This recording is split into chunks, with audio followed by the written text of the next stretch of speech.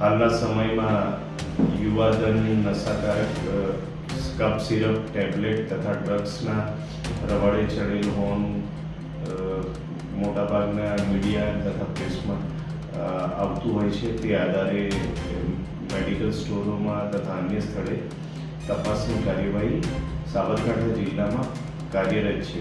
તે અનુસંધાને હિંમતનગર ટાઉન વિસ્તારમાં હિંમતનગર બસ સ્ટેન્ડ પાસે એક વ્યક્તિ આ નાની બોટલો કફ સિરપની લઈને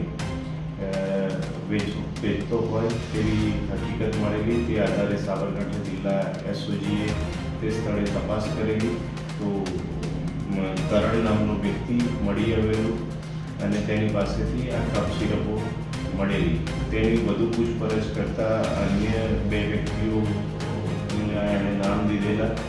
એ બંને વ્યક્તિઓ દર્શનકુમાર તથા નિલેશકુમારના ત્યાં પણ આ બાબતે તપાસ કરતાં એમની પાસેથી પણ કફ સિરપ મળી આવેલું. એટલે કુલ આ ત્રણેય જગ્યાએથી 176 ટન કફ સિરપ પ્રિસ્ક્રિપ્શન વગર મળી આવેલી, જે આધારે હિંમતનગર બી ડિવિઝનમાં જાણવાજોગ ફરિયાદ નોંધવામાં આવેલ છે અને હાલ તપાસ ચાલુ છે.